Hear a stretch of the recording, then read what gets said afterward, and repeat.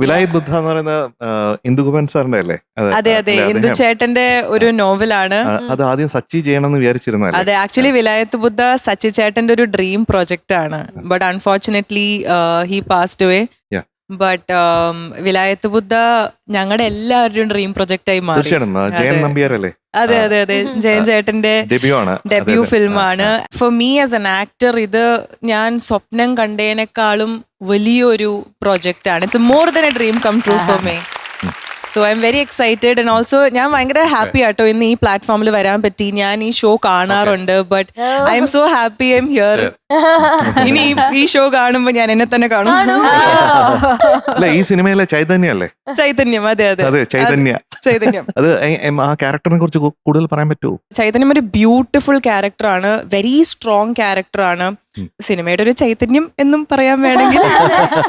നമ്മുടെ ഭാസ്കരൻ മാസ്റ്റർ എന്താ പറയുന്നത്? ഓ, ഭാസ്കരൻ മാഷ് അടിപൊളിയായിരിക്കുന്നു. ഷമ്മി തിലകൻ, ഷമ്മി ചേട്ടനാണ് ഭാസ്കരൻ മാഷിന്റെ റോള് ചെയ്തിരിക്കുന്നത്. And what an actor. ഇതിപ്പോ ഞാനായിട്ട് പറയണ്ടല്ലോ, തിലകൻ സാറിന്റെ മോനാണ്.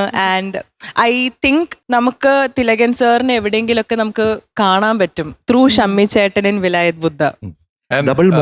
ഡബിൾ മോഹനെ പറ്റി പറയൂ. ഡബിൾ മോഹനൻ നമ്മുടെ എല്ലാവരും ഫേവററ്റ് ആയ രാജുവേട്ടൻ, Prithviraj Sukumaran the super star ആണ് ഡബിൾ മോഹനൻ ചെയ്യുന്നത്. നമുക്ക് എല്ലാവർക്കും അറിയാം, he's a brilliant actor, he's a brilliant technician, he's a brilliant film maker and he is a brilliant double Mohanan. സത്യമായിട്ടും ലൈക്ക് ഐ കാൺട്ട് ഇമാജിൻ വേറെ ആരെങ്കിലും ഈ റോൾസ് ഒക്കെ ചെയ്യുന്നത്. ഈ ആക്ടിങ് എക്സ്പീരിയൻസ് എന്ന് പറയുന്നത് നമ്മൾ പറയുന്ന പോലെ അല്ലല്ലോ. വിലായത് ബുദ്ധയിലെ ആ ചൈതന്യം ആയിട്ട് വരുമ്പോഴത്തേക്കും ആ ആക്ടിങ് എക്സ്പീരിയൻസ് എങ്ങനെയാണ്?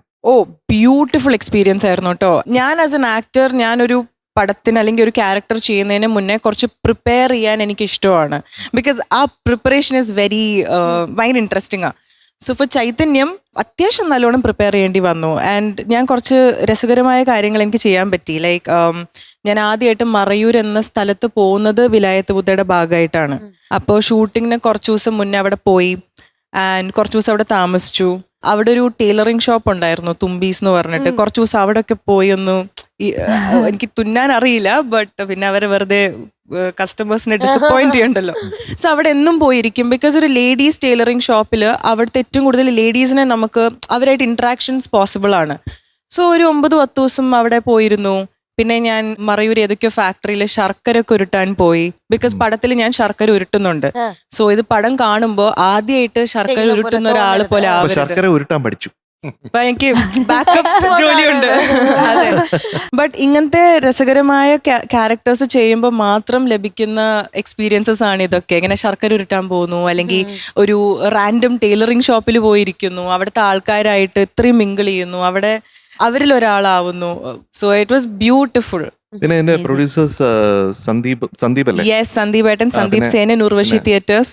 പിന്നെ അനൂപ് സാറുണ്ട്. സത്യം പറഞ്ഞ പ്രൊഡ്യൂസേഴ്സ് എന്റെ ഒരു അനിയനാണ്, എനിക്ക് കൊച്ചിലെ തൊട്ട് അറിയാം.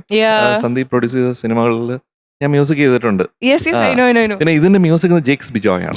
എനിക്ക് വളരെ ഇഷ്ടമുള്ള മ്യൂസിക് കമ്പോസർ ആണ്. ഇതിപ്പോ ഒരു മ്യൂസിക് ഷോ ആയതുകൊണ്ട് ഐ ഹാവ് ടു സേ, നമുക്ക് എല്ലാവർക്കും അറിയാം ജേക്സ് ഏട്ടൻ തൊട്ടതെല്ലാം പൊന്നാവുന്നുണ്ട്. ആൻഡ് ഇതിലും he's done a brilliant job, so I'm waiting for everybody to watch it. I'm sure about that. തീർച്ചയായിട്ടും ആ മാജിക് ഉണ്ടാവും ജേക്സിന്റെ.